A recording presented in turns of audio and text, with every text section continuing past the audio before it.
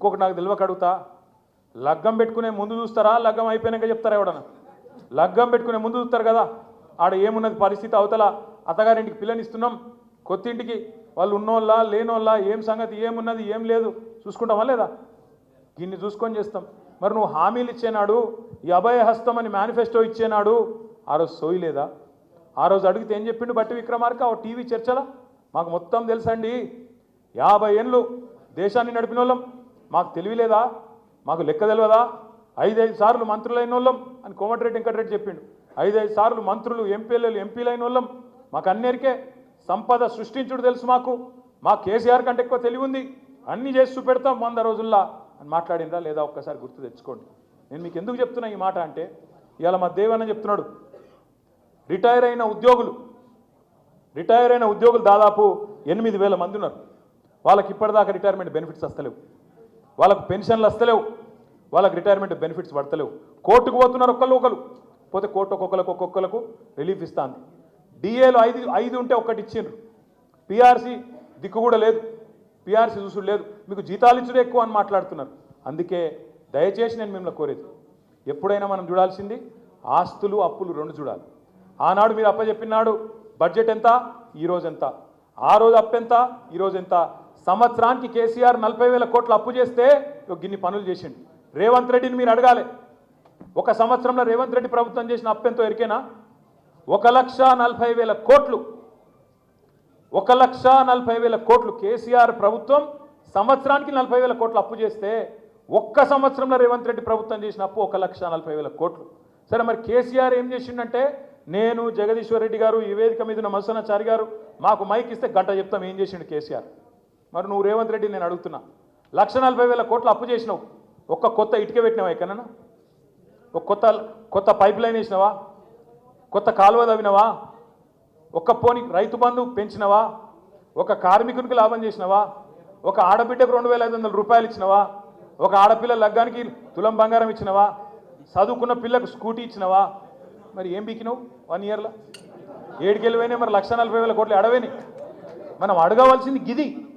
కేసీఆర్ సంవత్సరానికి 40,000 కోట్లు అప్పు చేస్తే కరెంటు మంచిగా చేసిండు, సాగునీరు మంచిగా చేసిండు, రోడ్లు మంచిగా చేసిండు, తాగునీరు ఇచ్చిండు, బ్రహ్మాండంగా సంక్షేమం చేసిండు, కార్మికులను కర్షకులను అందరినీ మంచిగా చూసుకున్నాడు, ఆఖరి గుళ్ళను కూడా యాదగిరి గుట్ట లెక్క మంచిగా చేసిండు. నువ్వు మరి ఒక సంవత్సరంలో 1,40,000 కోట్లు అప్పు తెచ్చి ఏం చేసినవరా అయ్యా అంటే ఆయనకే తెలియదు. ఒకటి మాత్రం చేసిండు, ఒకటి మాత్రం నిజాయితీగా చేసిండు, ఢిల్లీకి మూటలు మాత్రం జోరుగా మోసిండు. 1,40,000 కోట్లు మనకు వస్తలేవు, కానీ ఢిల్లీకి మాత్రం మంచిగా వేల కోట్ల రూపాయలు సంపుడు. కుర్చీ కాపాడుకోవాలి కదా, ఆ పని చేస్తాడు. అందుకే ఇవాళ ఒక తీర్మానం చేద్దాం, ఒక నిర్ణయం తీసుకుందాం. మీరు ఒక్కరుగా లేరు, బహుముఖంగా కార్మిక విభాగం అంటే ఎన్నో అంకాలుగా ఎన్నో భాగాలుగా ఉన్నది. ఇవాళ మనం మాట్లాడుకుంటున్నది జనవరి 20 తారీఖు నాడు మనకు మేడే ఉన్నది ముంగట, 1 మే. నా రిక్వెస్ట్ రాంబాబు అన్నతో, ముందుగా మనం ఏం చేద్దామంటే, మీరు ఇవాళ క్యాలెండర్ తీస్తున్నారు, కానీ ఈ క్యాలెండర్ ఉత్త క్యాలెండర్ తేదీలు చెప్పి తారీఖులు చెప్పే క్యాలెండర్ కావద్దు. ఇది పోరాటాలు చేసే క్యాలెండర్ కావాలి, ఏ నెలలో ఏ పోరాటం చేస్తామో చెప్పే క్యాలెండర్ కావాలి. నేను మిమ్మల్ని కోరేది, దయచేసి ఆటో డ్రైవర్లకు హామీలు ఇచ్చిండ్రు. ఏం చెప్పిండ్రు? ఆటో వాళ్ళని కాపాడుకుంటాం, కడుపులో పెట్టుకుంటాం అన్నారు. ఇవాళ ఎక్కడ దాన్నాలో అక్కడ దన్నిండ్రు.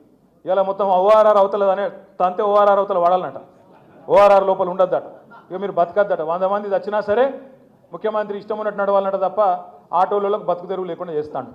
12,000 రూపాయలు ఇస్తా అన్నాడు, బోర్డు అన్నాడు, ఇంకేందో అన్నాడు. ఇప్పటివరకు ఏది గతి లేదు. నేను మా రాంబాబు అన్నతో రిక్వెస్ట్ చేసేది, మా బీఆర్టీయూ రూప్ సింగ్ గారితో మిగతా మిత్రులతో రిక్వెస్ట్ చేసేది ఏంటంటే, దయచేసి మే 1 లోపల 15 రోజులకు ఒక ప్రోగ్రాం తీసుకోండి.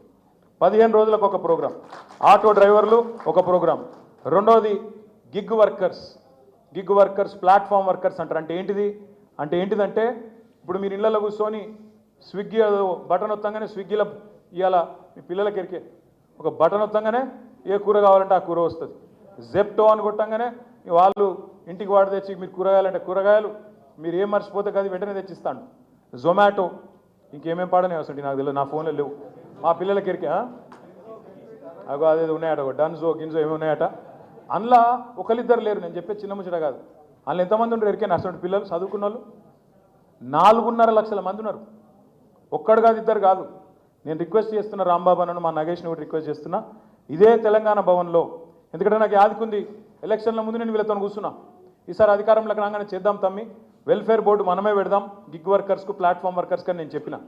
వాళ్ళు ఏం చేశారు, కాంగ్రెస్ వాళ్ళు మనం చూసి కాపీ కొట్టి రాహుల్ గాంధీని తీసుకొచ్చి ఆయనను కూర్చోబెట్టి, ఆయన చుట్టూ వీళ్ళని కూర్చోబెట్టి, మేము వస్తూనే ఉన్నాం, రాగానే తెల్లారే చేస్తామన్నారు. మరి ఇప్పుడు 1 ఇయర్ అయిపోయా, రాహుల్ గాంధీ లేడు, ఇందిరాగాంధీ లేదు, సోనియా గాంధీ లేదు, ఎవడు పత్తలేడు.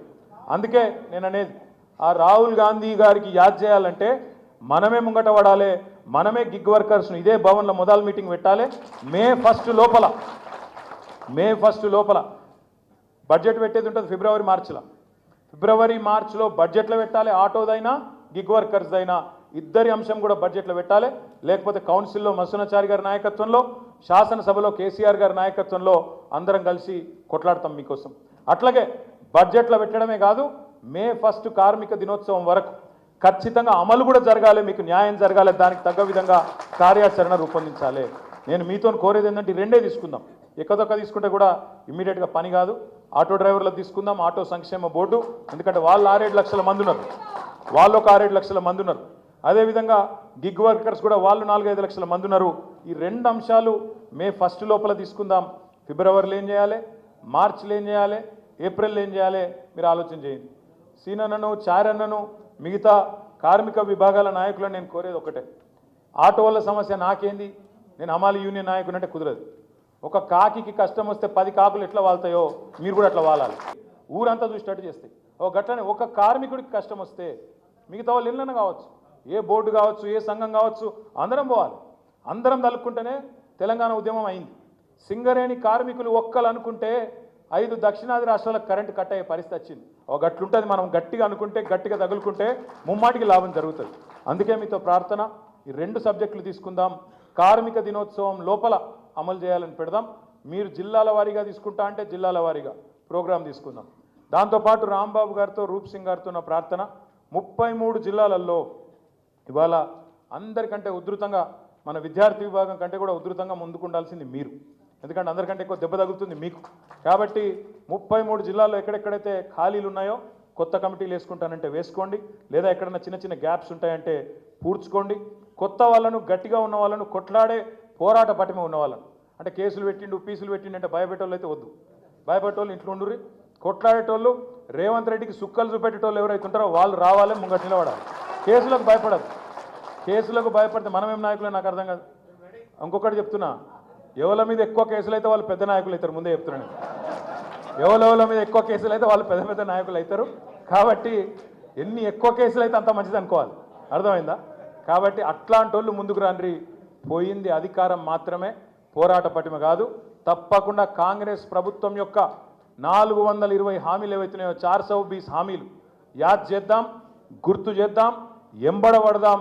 ఈ 4 ఏళ్ళు ఖచ్చితంగా కాంగ్రెస్ ప్రభుత్వానికి చుక్కలు చూపెట్టే బాధ్యత మా కార్మిక విభాగం తీసుకోవాలని చెప్పి మనస్ఫూర్తిగా కోరుతూ, మీకు ఎప్పుడు ఏ అవసరం ఉన్నా మన పార్టీ లీగల్ సెల్ ఉన్నది, పార్టీ నాయకత్వం మొత్తం మీకు అండగా ఉంటుంది. మీకు తెలంగాణ భవన్, ఇది తెలంగాణ భవన్ కాదు, ఇవాళ ఇది తెలంగాణ జనతా గారేజ్. ఇది ఇక్కడ మీరు ఎప్పుడు కావాలంటే అప్పుడు రావచ్చు, ఏ సమస్య ఉన్నా నేరుగా ఇక్కడికి రావచ్చు.